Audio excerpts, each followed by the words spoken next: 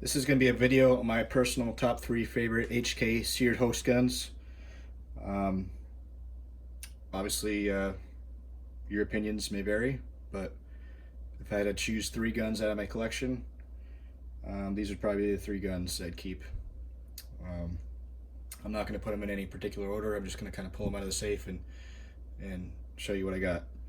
So obviously I own quite a few more host guns than this, but like I said, top 3 favorite. So up first is my MP5. Actually, it's an HK94 that was converted to MP5 specs. But this is the best of the best in the civilian world for what we can get, pretty much. It's a genuine German-made gun, or actually it's a West German-made gun, as you can see by the stamping here. And it was a full conversion done on it. I had it remarked to HK MP5, as you can see in the top rib there. I had the 3-lug barrel added, and obviously the paddle mag release, gotta have that. So as far as submachine guns go, this is definitely the gold standard, the pinnacle. There's nothing out there better than this, and I can pretty much guarantee you there won't be anything better than this. Yeah, you can kind of tell me otherwise, but you know, I've shot quite a few sub guns, even the newer ones like the MPX or whatever the hell that abortion that Sig made. And yeah, sure, it's a fine gun, but you just can't beat the MP5. It's well balanced, shoots well. It's easy to keep on target, and it just feels right in your hands. I don't know, something about it. The controls make sense. And yeah, it doesn't have the last round bolt hold open, but honestly, who gives a fuck about that? It's just a lot of bullshit. So anyway, HK MP5.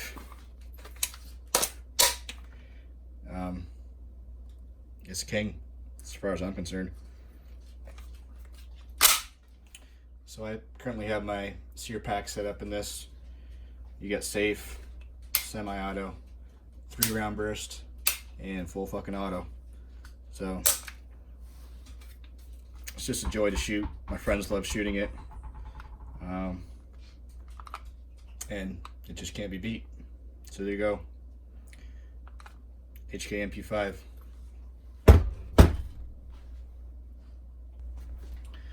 All right, so up next is my HK53. This, unfortunately, is a clone. It's not a real German gun, but it's a clone that runs very well. I've had it for, gosh, at least 5 years, and I've put probably, I don't know, 6,000 or 8,000 rounds through it in full auto, and it runs like a champ. Obviously, the HK53, if you don't know, is chambered in 5.56, and it's about the same size as a full-size MP5, maybe a little bit longer, a little bit heavier, but pretty much the same package. And if you own a HK Sear, you definitely got to have something in 5.56, because that's the beauty of the HK Sear, is the compatibility with all the different calibers. So yeah, if you want to hit all the bases, you definitely gotta have a 5.56 HK53. Now I chose the HK53 over the 33 and the 93 just because I like the smaller package. I think this has a 8.5-inch barrel, which is nice and compact, and just for range fun, it's a flamethrower, and it's awesome, really fun to shoot, and it's a crowd pleaser for sure. So but yeah, definitely pick one of these up if you have an HK Sear, no doubt about it. It might be more fun to shoot than the MP5 in 9mm. 9mm is kind of boring and soft shooting, but once you start picking up into the bigger calibers, that's a little more entertaining. So obviously I do not have my trigger pack installed in this, so yes, I know I'm missing my trigger and all that, but like I said, it's a Sear host, and I have my Sear in my MP5, so Anyway, this is what you got. Same layout as the MP5. I got an A3 stock on it. Like I said, or I don't think I said it before, but the A2 stock is a little more comfortable. Obviously the A3 is a little more compact, and you get the cool factor of having that collapsible stock. I got the Knights Armament rail or forend on the front, which is pretty badass. And whoops, with the larger calibers, it's kind of nice having a little vertical foregrip to hold on to things while you're shooting. Pull it into your shoulder. And I do run this suppressed, as you probably saw in some of my other videos. So I got the Silencer Co. 3-prong flash header on it, which works with my Silencer Co. Chimera. So yeah, HK53. It's fun as hell to shoot, and if you own an HK Sear, you gotta have one of these in your collection. This was actually built off of a German HK53 parts kit, and the only thing that's US made is the receiver, which is a special weapons receiver. And like I said, this thing's run great over the years. It's taken a beating and there's no problems with it. So I'm gonna continue to shoot it. I've done 100-round Beta Mag dumps with this thing, and it just keeps on ticking. So there it is, HK53.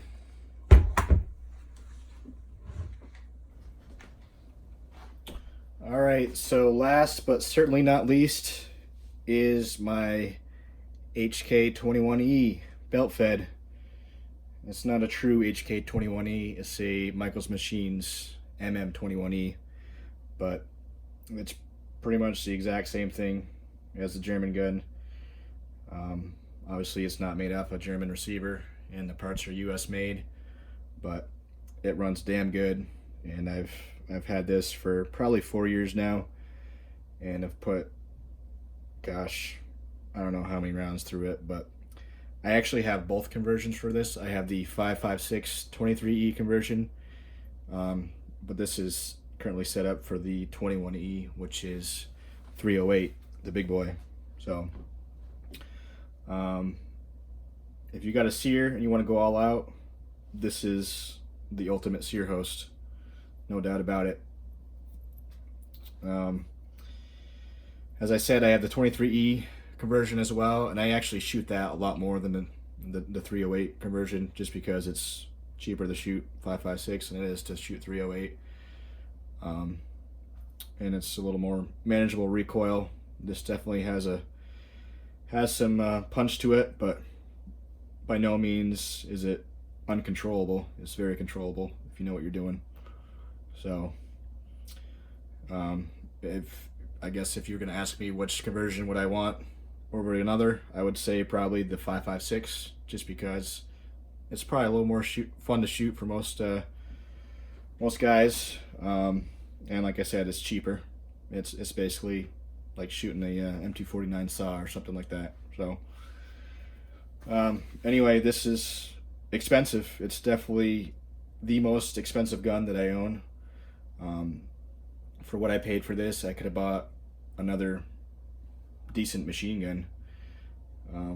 So you're gonna pay some big bucks for it, but I think it's worth it, and it's brought me a lot of joy over the years. So if you want to go all out, and maybe you just want to have one machine gun, you got your HK Sear, and you really want to just hit all the bases, yeah, buy a belt fed, man, because it's nothing quite like a belt fed, and this definitely gets the job done. I bring this to my machine gun to shoot every year, and I get a lot of compliments on it. A lot of people don't know what it is, and I kind of got to explain to them what it is. I mean, I got to be honest with you, like 8 years ago, I didn't even know what this was, until I did a little more research on it and found out all about these HK platforms. So yeah.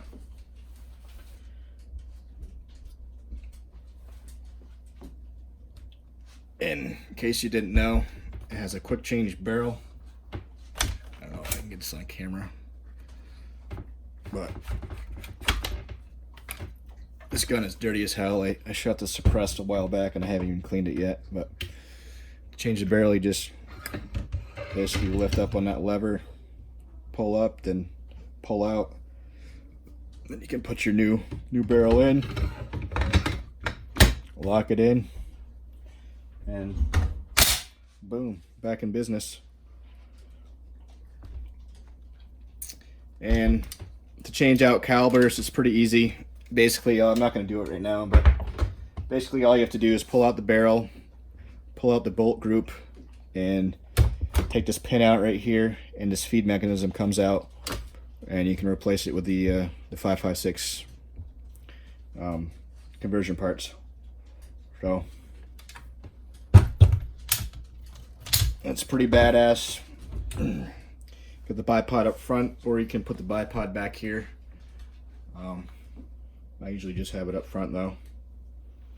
And as you probably saw in some of my other videos, you can get the assault grip that attaches to these, I don't know, it's like an M-lock slot.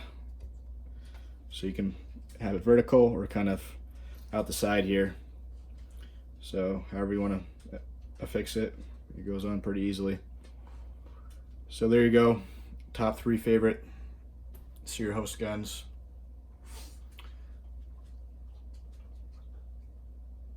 Hope you enjoyed. Alright, so when I said I was going to do a top 3 video, I lied. I'm actually going to do a top 4. I really can't leave out this gun here. This is my HK51, which is basically a HK G3 with a 8.5-inch barrel. So obviously this is 308, as you can tell by the G3 magazine, and a 308 gun with an 8.5-inch barrel is pretty pointless. I understand. It's not about practicality with these guns. It's about fun factor for me, and this is pretty damn fun right here. This is like a frickin' jackhammer. I got the A3 stock on it, which really doesn't help the recoil at all, but honestly I don't have much problem shooting this in full auto, doing mag dump after mag dump. It's really not that bad.